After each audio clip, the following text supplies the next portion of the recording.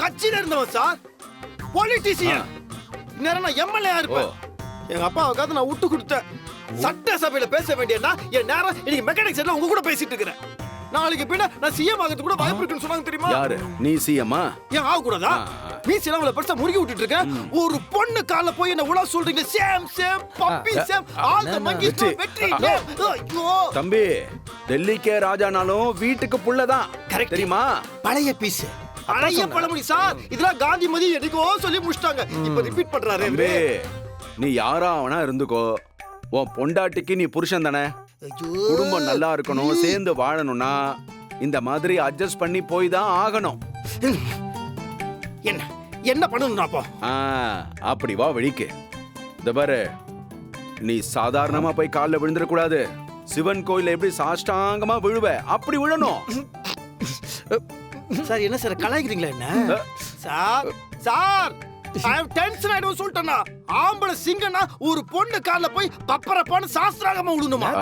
கெத்தா இருந்த என்ன போய் துணி துவைக்க வச்சிட்டீங்க, சாமான் துவைக்க வச்சிட்டீங்க, வீடு கூட்ட வச்சிட்டீங்க. இல்ல இதுக்கு மேல நல்ல பொறுமை இருக்க முடியாது. என் வாய் பேச பாத்தீங்க, என் கை பேசி பார்த்தது இல்ல. அடிக்கிற அடியில மவனை கொய்யோ முயோ கத்திட்டு அவங்க என் பின்னாடி வராங்களா இல்லையா பாருங்க. இந்த ஆள் சொல்ற நீ பாட்டு போயினுங்கற. இல்ல தம்பி, இது ஃபியூஸ் போன பல்ப். நான் கொழுந்து எரியற நெருப்பு. இந்த எரிவளை யாருன்னு காட்டுறேன். தம்பி தம்பி, அட கால்ல விழறத மறந்துடாதீங்க. யோ யோ யோ யோ சைக்கோயா நீ. அவங்களே பேசி சமாதானம் ஆயிட்டு இருப்பாங்க. இப்படி தூண்டி விட்டு பெரிய சண்டை ஆகி விடலான்னு பாக்குறல நீ. டேய் உனக்கு என்னடா தெரியும்? போய் உன் வேலையை பாடுறா போடா. பழைய இன்ஜின்ல சூடு ஏறிச்சுன்னா சீக்கிரம் இறங்காது. புது இன்ஜின்ல உடனே சூடு இறங்கிடும். தெரியுமா உனக்கு? நீ பல்சு தாயா. ஏய் எப்பயா நீ திருந்தவே மாட்டடா. உனக்கு என்னடா தெரியும்? நல்லது நடந்தா சரிதான். எப்படியும் வீட்டுல போய் காலில் விழுந்துருவாப்ல, எனக்கு தெரியும். அவரும் எவ்வளவு நாளைக்கு தான் பொறுமையா இருப்பாரு? கெஞ்சி கெஞ்சி பார்த்தாரு. வீட்டுல வந்து என்னென்னமோ வேலை செஞ்சாரு. இதுக்கப்புறமா அக்கா பிடிவாதம் பிடிச்சா ஒரு ஆம்பளை எவ்வளவுதான் பொறுமையா இருப்பாரு? ஏன் அஞ்சலி என்னடி நின்னு பேசிட்டு இருக்க? போய் என்னன்னு பாரு. மாப்பிள்ளை இவ்வளவு கோவமா இருந்ததே இல்லடி. என்ன நினைச்சிட்டு இருக்க மனசுல? நானும் பார்த்துட்டே இருக்கேன். பொம்பளைங்க நீங்க என்ன வேணா சொல்லுவீங்க, ஆம்பளைங்க நாங்க கேட்டுட்டே இருக்கணுமா? ஆம்பளை சிங்கம்னா நானும் கிளி புள்ளைக்கு சொல்ற மாதிரி போனா போட்டும் சொல்லிட்டு இருந்தா ஓவரா போயிட்டு இருக்கிற. பார், உனக்கு அவ்வளவு திமிரு இருந்துச்சுன்னா, அவ்வளவு தெனாவட்டி இருந்துச்சுன்னா எனக்கு எவ்வளவு இருக்கும்? நீ பண்ண வேலைக்கெல்லாம் உன்னை இப்ப என்ன பண்றான்னு பாரு. உன்ன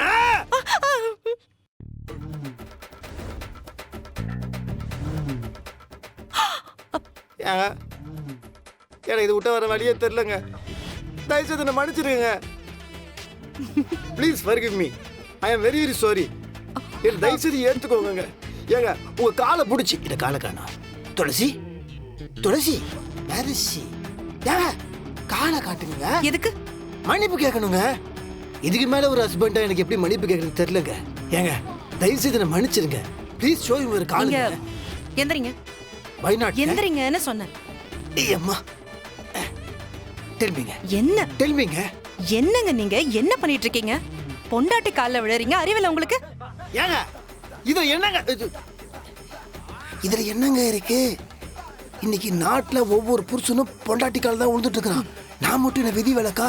ஏங்க இது என்ன செய்ய சொன்னதே ஒரு பெரிய மனுஷன் தான். சுப்பிரமணி தான் சொன்னாரு பொண்டாட்டி கால மொத கட்டில விழணும்னு. ஏங்க ஏங்க நீங்க ஏங்க இப்படி பண்றீங்க? காலை காட்டுங்க. நீங்க நீங்க ஃபர்ஸ்ட் வெளிய போங்க. நீங்க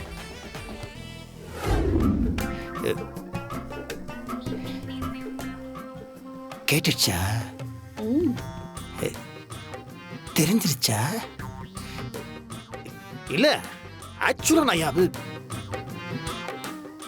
மானம் போச்சா?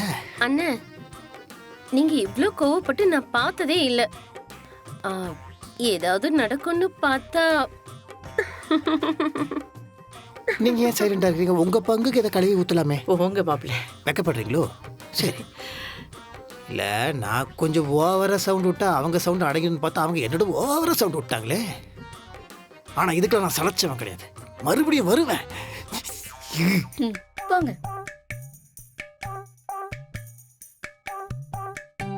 துளசி, என்ன இருந்தாலும் நீ பண்றது ரொம்ப ஓவர் மா. பாவம் அவர். விடு, இது ஏன் பிரச்சனை?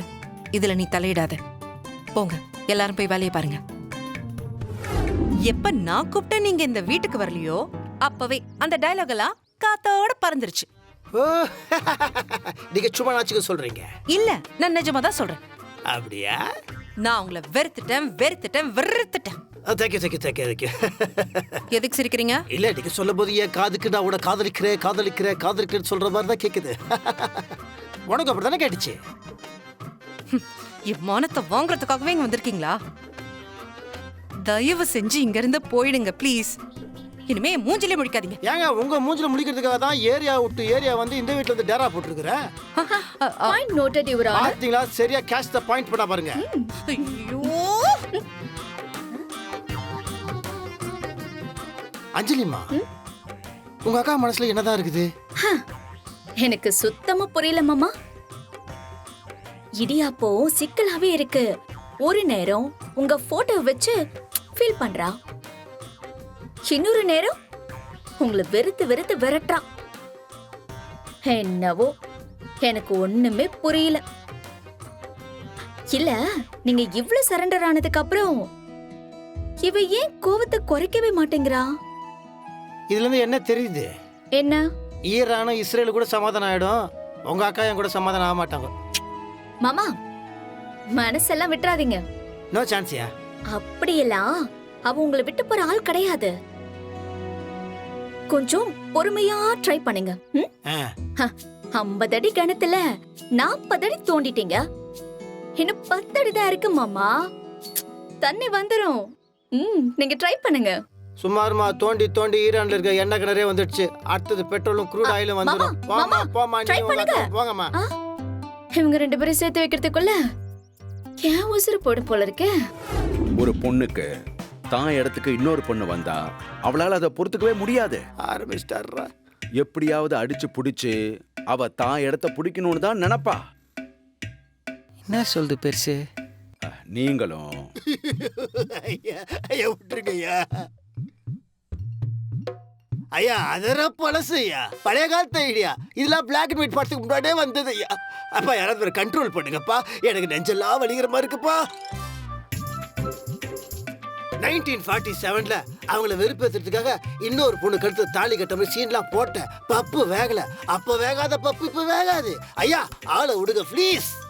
தம்பி, அன்னைக்கு இருந்த சிச்சுவேஷன் வேற, இப்ப இருக்கிற சிச்சுவேஷன் வேற.